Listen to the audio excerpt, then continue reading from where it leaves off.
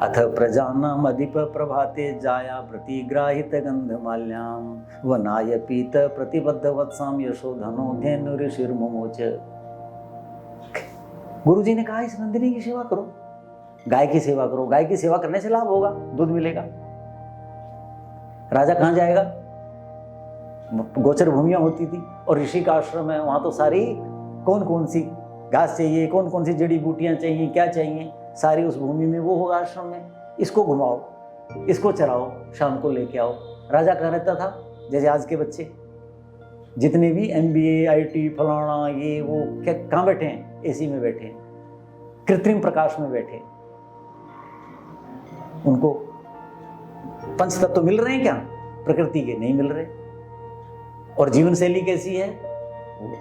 चर्या नहीं है, आचार शुद्धि नहीं है, राजा दिलीप वाली स्थिति हो रखी है। अब भी बहुत बुरी स्थितियां इस मित्रों, हमारे परंपरा में, हमारे साहित्य में, हमारी विरासत में बहुत सारी कथाएं आती हैं, बहुत सारी कहानियां प्रचलित हैं और उन कहानियों के पीछे यकीनन कुछ ना कुछ बिंदु रहते हैं, कुछ ना कुछ संकेत रहते हैं जिनके आधार पर एक पूरा व्याख्यान दिया जाता है और एक बात है वो कन्वे की जाती है। तो हमारे यहाँ पर एक बहुत विख्यात एक कहानी आती है महाराजा दिलीप की, और किस तरह से वो गौ सेवा करते हैं और उसके बाद उनको संतान की प्राप्ति होती है। पर आज के हम ज्ञान विज्ञान के हिसाब से सोचें तो लगता है कि ये कैसे संभव है कि एक गाय की सेवा करें और आपको संतान की प्राप्ति हो जाए। ये तो कहीं बहुत पिछड़ा हुआ बड़ा दकियानूसी सा ख्याल है।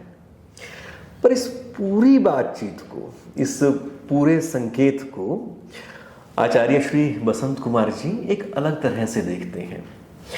वो गाय की सेवा को एक टोटलिटी के साथ जोड़ते हैं, वो एक बड़े परिवेश के साथ जोड़ते हैं, वो हमारी एक नई तरह के जीवन धारण करने से जोड़ते हैं।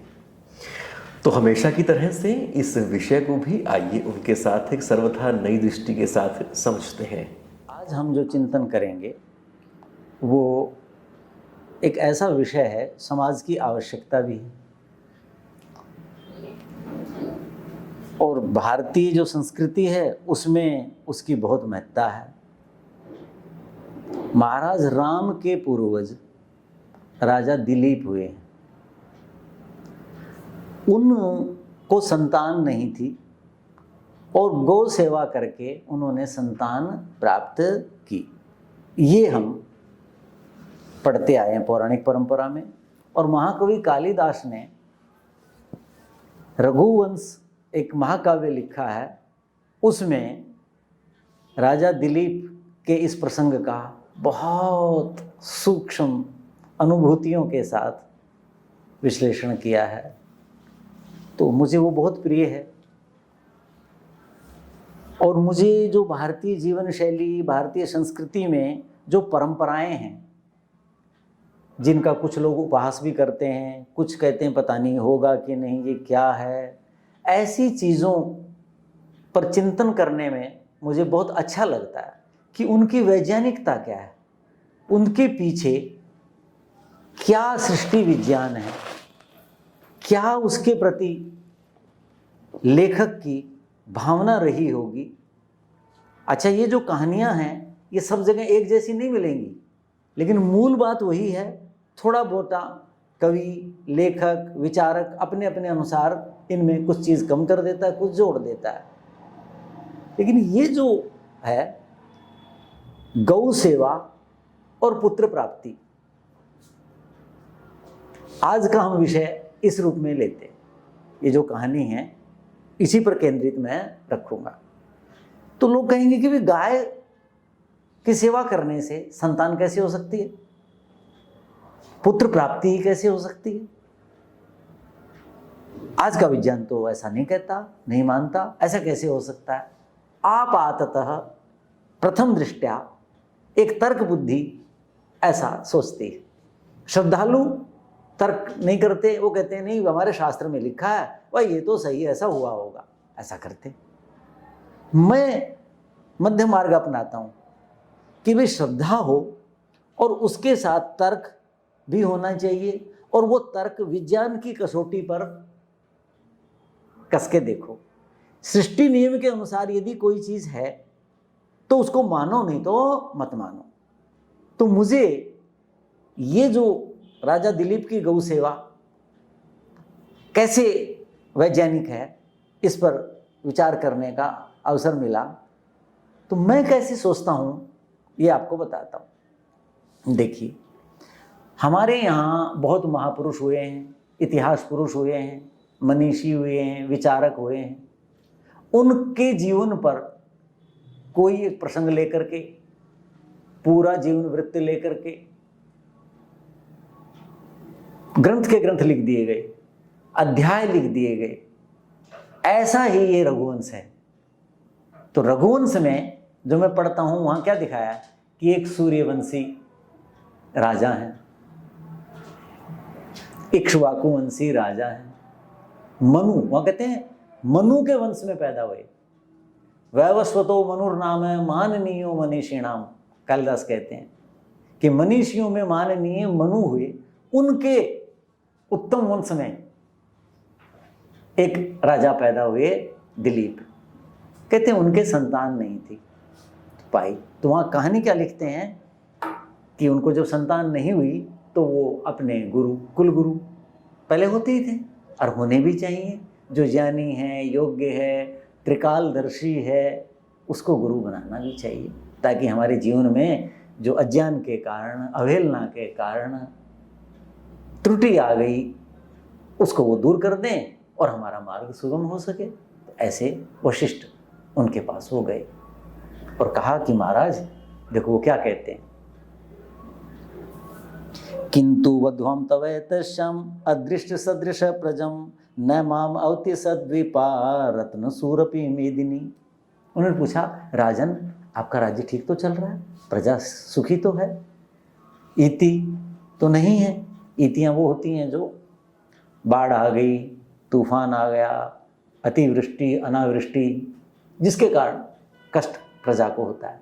कहते ना कुछ भी नहीं है, आपके प्रताप से सब कुछ तो बढ़िया है। तो कैसे आगमन हुआ? किंतु सब कुछ है, किंतु बस एक कष्ट है।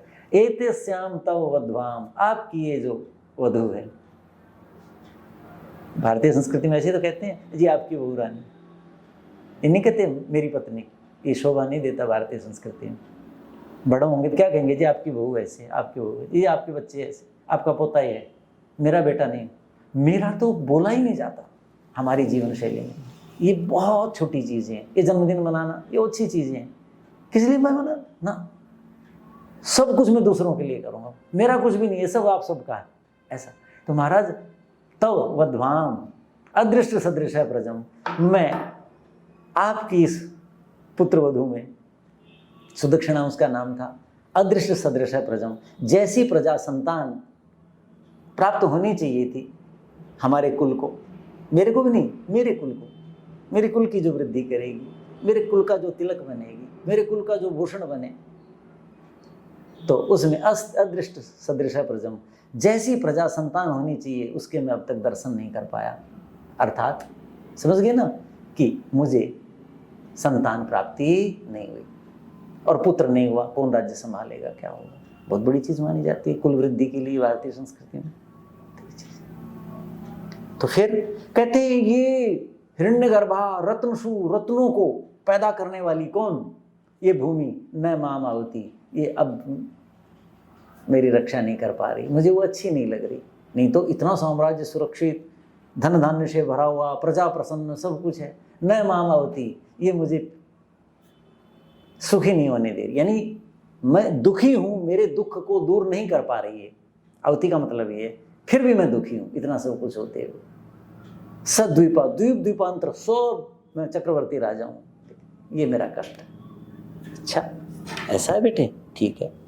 अब वो कहते हैं कि संतान क्यों चाहिए?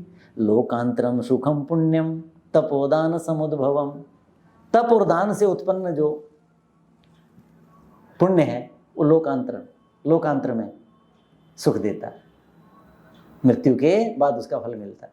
तो संतति शुद्ध वंशाई परत्र इह च शर्मणे, लेकिन शुद्ध संतान, शुद्ध वंश में पैदा हुई संतान जो मेरा वंश है, इक्ष्वाकु वंश है, जो मेरा सूर्य वंश है। कालिदास भी कहते हैं ना कि मैं सूर्य वंश का वर्णन कर रहा हूँ, वहाँ यही कहते हैं आरंभ में। तो उस वंश में उत्पन्न शुद्ध जो संतान है, जिसका भी उत्तम वंश है, वो जो संतान है परत्र, परलोक में तो सुख देती है, इस लोक में भी सुख देती। तप और दान से उत्पन्न जो पुण्य है वो तो परलोक में सुख देता है, लेकिन शुद्ध योग्य उत्तम कुल में पैदा हुई संतान, कुल परंपरा को मान्यता देने वाली संतान, उसका निर्वाह करने वाली संतान, धर्म मार्ग पर चलने वाली संतान परलोक में तो सुख देती है उस पुण्य की तरह, लेकिन इस लोक में भी सुख देती है, वो मेरे पास नहीं। तो महाराज मेरा कुछ करो ऐसा। जब ये कहा इति विज्ञापितो राज्या ध्यान स्मित लोचनः क्षण मात्रम ऋषि तस्थौ, जब ये कहा तो ऋषि क्या करेगा? मैंने कहा त्रिकालदर्शी होते हैं, जो सांसारिक चीज़ों में नहीं पड़ते, उनकी जो बुद्धि है, उनका जो मन है, वो त्रिकालदर्शी हो जाता है। तो वो क्या कहा, देखो कैसे होगा। विज्ञापितो राज्य ध्यान स्मित लोचना, ध्यान में बैठ गए और अपनी आंखें भी ध्यान मुद्रा में कर ली, अर्थात निमीलित कर ली। क्षण मात्रम, क्षण भर के लिए ऋषि ऐसे बैठे, देखा कि मेरे राजा, मेरे देश के राजा, राजा कोई पुण्यकर्मा व्यक्ति हुआ करता है, उसको ये कष्ट कहाँ से आया? तो क्या कहा, तब एकदम समझ में आ गया, कहने लगा हाँ ये कष्ट आया, गलती हुई आपसे। कि क्या हुई? कहते हैं देखो आपने पूज्य पूजा नहीं की, प्रतिबद्धनाति श्रेय पूज्य पूजा व्यतिक्रम है। आपने देखा होगा भारत में जो भी पूजा स्थल आते हैं, मार्ग में लोग जा रहे होते हैं, ड्राइवर जा रहा है, वो भी क्या रुक करके यूं करता है। मैंने कहा कितनी अच्छी परंपरा है, पूज्य पूजा। तो ये पूजा घर आदरणीय कौन? आचार्यगण, कोई साधु, श्रेष्ठ सज्जन, घर के ज्येष्ठ लोग, जो भी पूज्य हैं, आपको पता है ये पूज्य है। पूज्य का मतलब क्या है? पूजा के योग्य है, जिससे हम कुछ प्राप्त कर सकते हैं, जो हमारा मार्गदर्शन कर सकता है, जिस ऐसा, तो वो पूजा, चाहे वो पूजा स्थल हैं, उनके देव हैं, चाहे वो प्राणी हैं। गाय को भी लोग ऐसा करके चलते हैं, अच्छी बात है। तो पूज्य पूजा व्यतिक्रम है, आपने पूज्य की पूजा का व्यतिक्रम किया, पूज्य की पूजा नहीं की। इसलिए प्रतिबद्धनाति श्रेय, ऐसा जो आचरण करता उसका श्रेय मंगल, उसका क्या हो जाता, उसमें बाधा आ जाती, बाधा आ गई। तो क्या हुआ है जी? कहते हैं एक बार हे राजन, हैं, जैसे मैंने ये लेख बनाया था तो उसमें मैंने ये लिखा है, तो वहाँ क्या किया? कहते हैं राजा आप एक बार स्वर्ग यात्रा पर थे, स्वर्ग से आ रहे थे, ठीक है। तो मार्ग में कल्प वृक्ष के नीचे कामधेनु बैठी हुई थी, आपने उसकी अवहेलना करी, अर्थात उसका मान नहीं किया। जिसमें कहता हूँ गाय के आगे भी हाथ जोड़ते हैं लोग, जो भी करना चाहिए था। तो क्यों कहते हैं कि उस समय आपने इसलिए किया कि धर्म लोप भयात राज्य ऋतु स्नाताम इमाम स्मरण, ये जो आपकी राज्य रानी है, ऋतु स्नाता, ऋतु काल इसका चल रहा था, ऋतु स्नान इसका हो गया, और इसका स्मरण करते हुए इसी के ध्यान में आप रहे। अर्थात गृहस्थ का क्या धर्म है कि ऋतु स्नाता पत्नी को ऋतुदान देना, नहीं तो पति को पाप लगता है, ऐसा धर्मशास्त्र में नहीं है। तो आपको वो धर्म तो ध्यान रहा, ऋतु स्नाता अपनी पत्नी को मुझे ऋतु दान देना, उसको स्मरण याद करते हुए प्रदक्षिणा क्रिया राम तस्याम साधु नाचर, उसकी प्रदक्षिणा करनी चाहिए थी, प्रदक्षिणा के योग्य थी। कौन? जो कल्प वृक्ष के नीचे बैठी हुई थी, कौन? कामधेनु गौ, प्रदक्षिणा के योग्य थी, वहां साधु नाचर, आपने यथा योग्य उचित आदर मान नहीं किया, पूज्य पूजा नहीं करी। इस रानी के कारण तुम्हें इसका ध्यान आ रहा, ऐसा था, ये कहा। तो जी क्या करें कि उसने तुम्हें शाप दे दिया कि तुम मेरे साथ ये व्यवहार कर रहे हो, तुम्हें संतान प्राप्ति नहीं होगी। तो क्या होगा? यदि चाहोगे तो हो जाएगी, कहता ना प्रतिबद्धनाति, विघ्न आ जाएगा। तो चाहोगे तो क्या होगा? मेरी मत प्रसूति, मेरी जो संतान है, कौन है? जो मेरी संतान है नंदिनी, उसको नंदित करोगे, आनंदित करोगे, उसको हर्षित करोगे, उसको पुष्ट करोगे, उसको संतुष्ट करोगे तो तुम्हें प्राप्त हो जाएगी। ये कहा।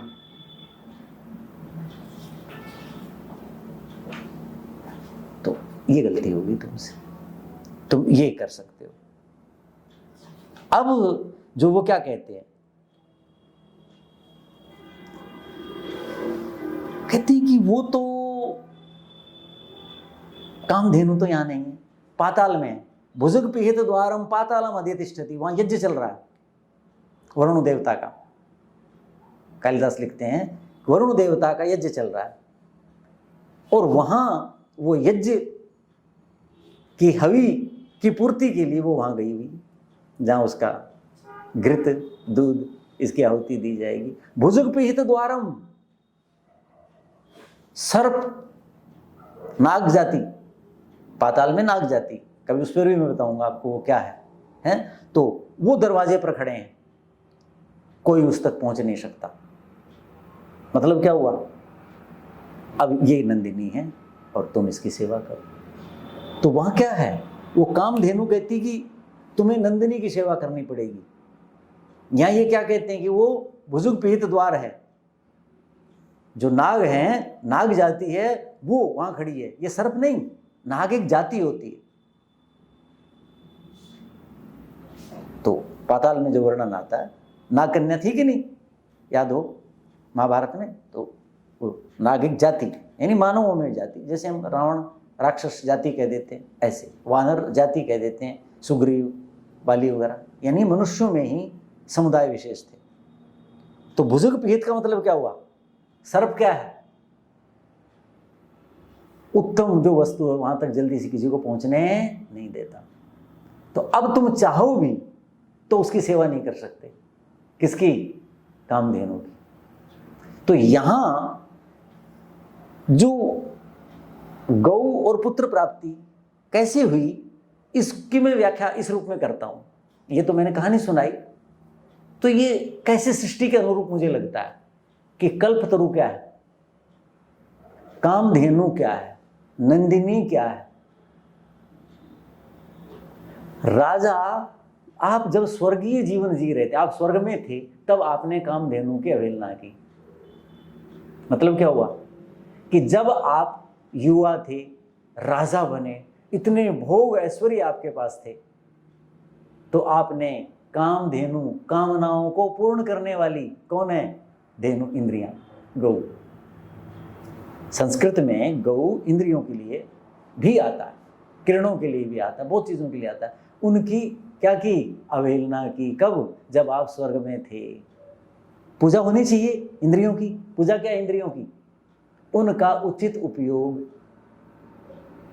उनका उचित उपयोग। आप देखो आज की जो पश्चिमी संस्कृति आती है, क्या हालत है।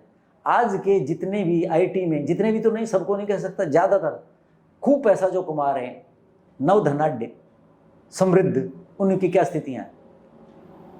मेरे से तो डॉक्टरों का चिंतन होता रहता है। पुरुषों में पौरुष न्यून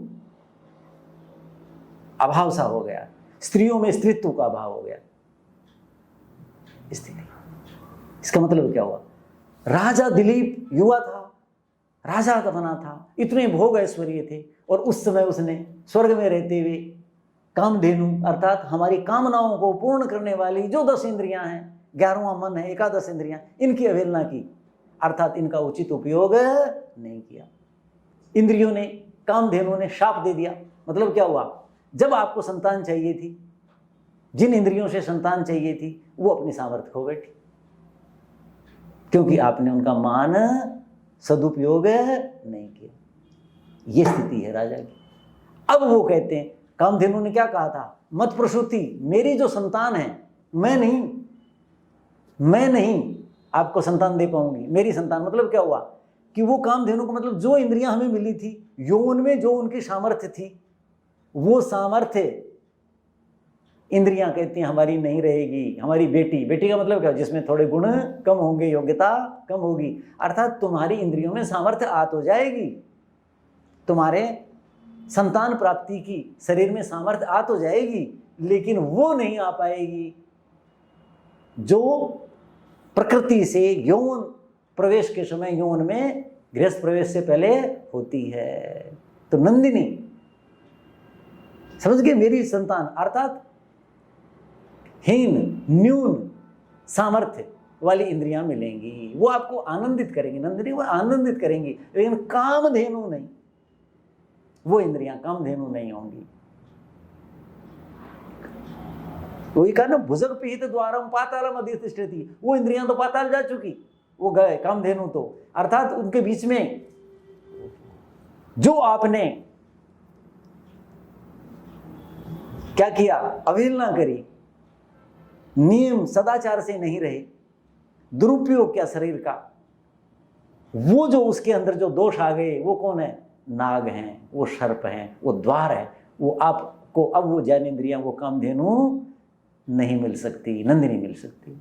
और वो भी कैसे मिल सकती है, गुरु जी बताएंगे, तो गुरु जी मार्ग बताएंगे, तो वो नंदिनी मिलेगी, उससे संतान होगी।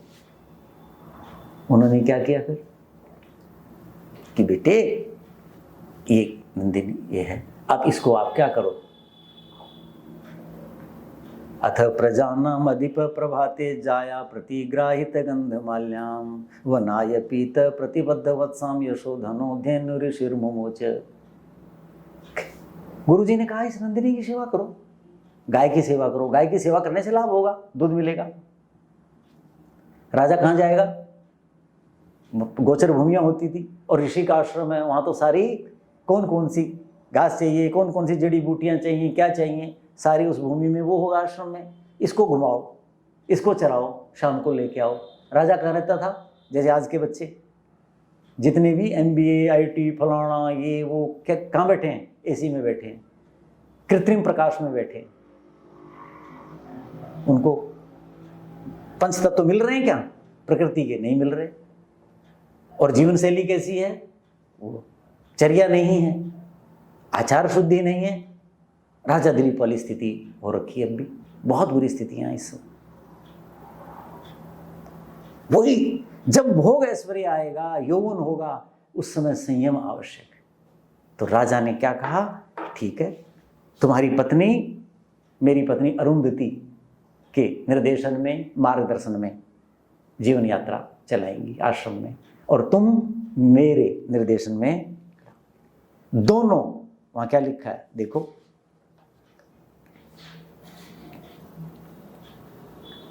वन्य वृत्ति इमाम नंदिनी प्रसादी तुमर्षि, तुम्हें वन्य वृत्ति धारण करनी पड़ेगी। राजा को कहते हैं वन्य वृत्ति। आप देखो जो पहले घोड़े तांगे चलाते थे, उनके घोड़े कमजोर हो जाते, ऐसे वैसे हो जाते, उनको क्या करते थे, छोड़ देते थे, इतने दिन नहीं चलाते, उनको छोड़ो। उनको जो चराने वाले थे शक्तिशाली हो जाते थे, 1-2 साल में। फिर क्यों, वन में जो उनको चाहिए वो सब कुछ मिलता था।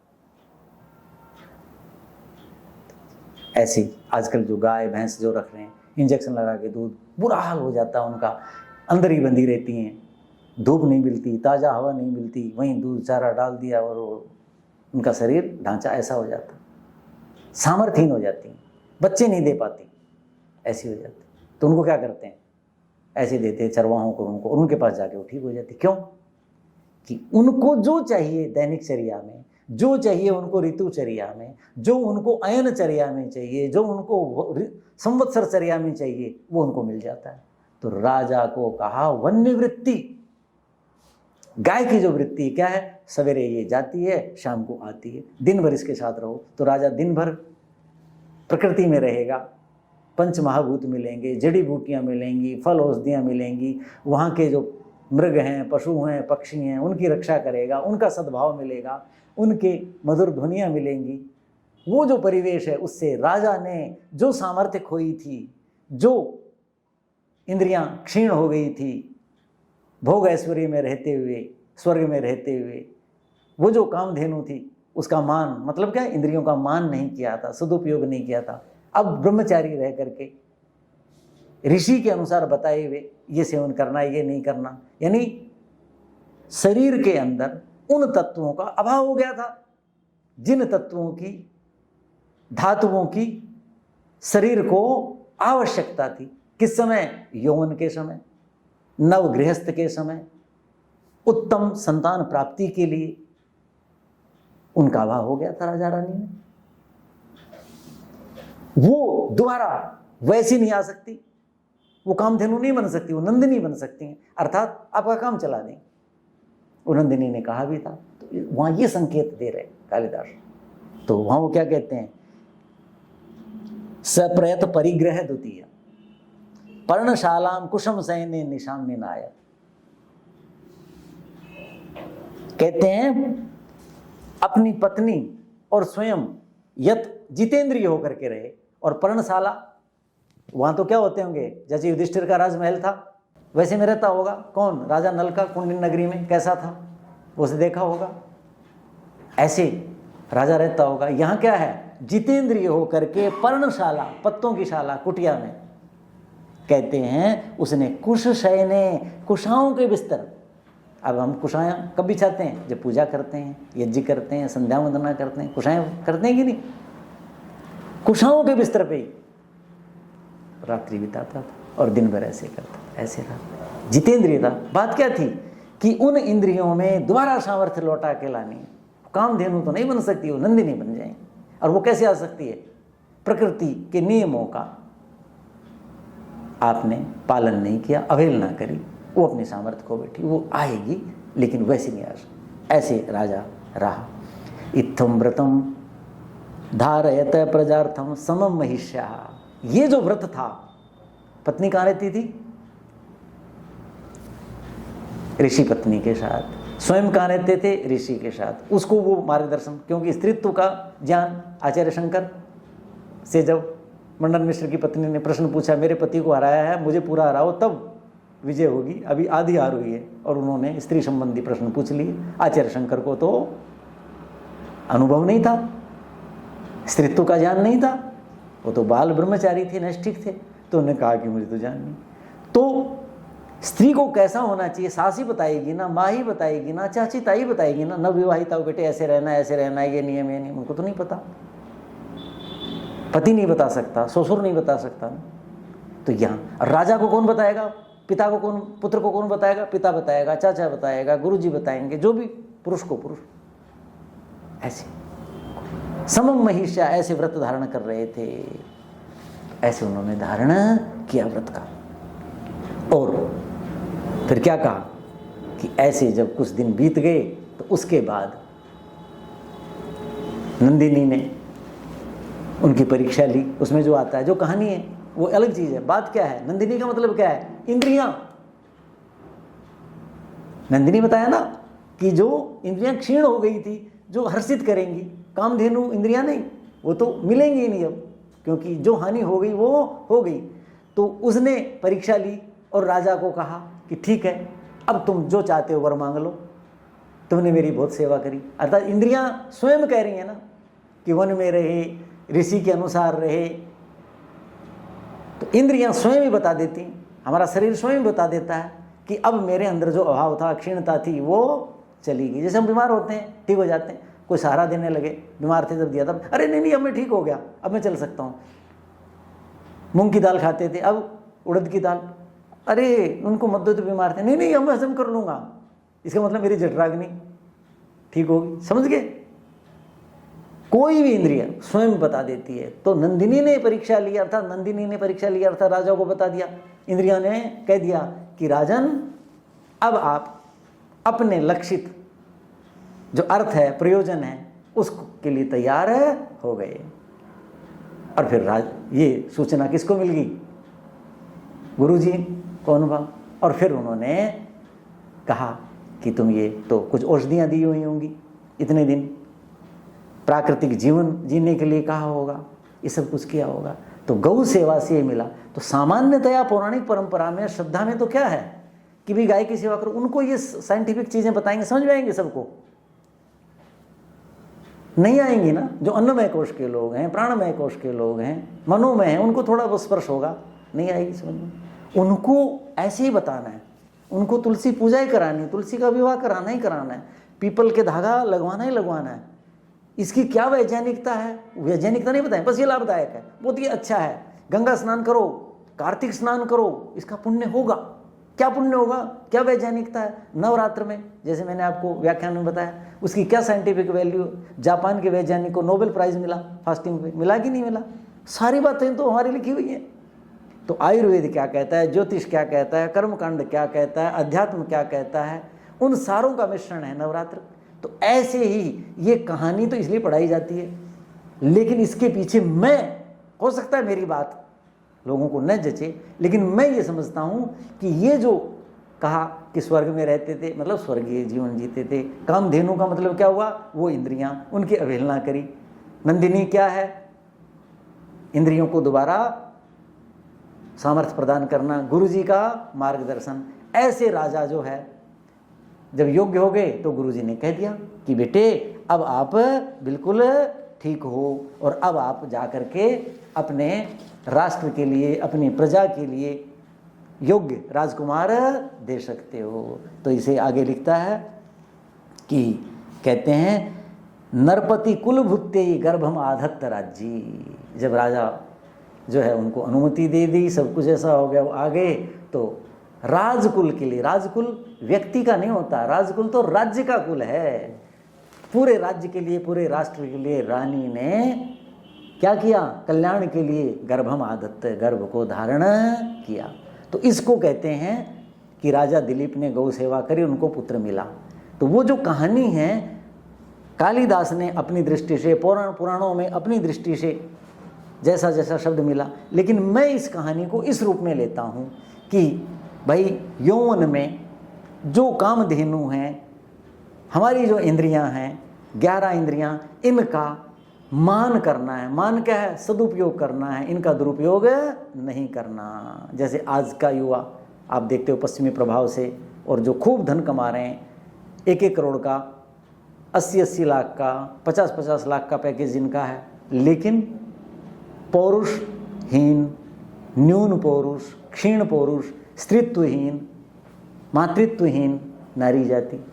अब वो धन बेकार है, राजा के लिए जैसे बेकार है। उनका ना सद्वीपा, द्वीप द्वीपांतरों से युक्त, जिसका मैं चक्रवर्ती राजा हूँ, वो भी मेरी रक्षा नहीं कर पा रही। मैं दुखी हूँ, मैं पीड़ित हूँ, मैं तंग हूँ। आज भी ये स्थितियाँ आप जाके देखोगे चिकित्सा जगत में, आप पूछो, बहुत बुरी स्थिति है। तो वहाँ से पता चलेगा आप, लोग तो अपना क्यों दुख दर्द बताएंगे। तो आज के लिए ये है कि हम अपने यौवन में जो कामधेनु हैं, हमारी कामनाओं को, इच्छाओं को, पूरे जीवन को भर जो पूरा करेगी, उसकी पूजा करें, उसकी अवहेलना न करें, राजा दिलीप की तरह। और हो गई है तो राजा दिलीप की तरह किसी योग्य, ज्ञानी, तपस्वी, कोई भी मठाधीश बैठे हैं वो नहीं, उनसे मार्गदर्शन लें और प्राकृतिक जीवन जिए, पशु पक्षियों के साथ, गाय विशेषकर उसके साथ, और उसमें भी कौन सी, बछड़े वाली गाय हो। गृष्टि कहा है, 9 प्रसूता थी नंदिनी, गृष्टि। तो उसमें मध्य प्रसूता अलग होती है, वृषकन्या अलग होती है, बछड़ी की माँ अलग होती है, कपिला अलग होती है, हैं? गायों के दूध शायद मैंने बताया कि नहीं बताया, अलग अलग, सफ़ेद का अलग है, कपिला का अलग है, काली का अलग है, सबके दूधों के भी अलग अलग गुण हैं। तो ऐसे ही उनका पंचगव्य है, उनका सेवन करके, प्रकृति में रह करके हम यथोचित, संतान का मतलब क्या है, विस्तार, तनु, संतान क्या होता है, सम उत्तम रीति से, तनु माने विस्तार, संतान हमारा विस्तार है। प्रजा क्या है, प्रजायते थी प्रजा, हम जिस रूप में पैदा हो रहे हैं उसको प्रजा कहते। तो वो तभी संभव है जब हम प्रकृति के नियम के अनुसार चलेंगे, भारतीय संस्कृति में बताई पद्धति का अनुसरण करेंगे। तो दिलीप और गौ सेवा और पुत्र प्राप्ति, इसको मैं इस रूप में वैज्ञानिक दृष्टि से देखता हूँ।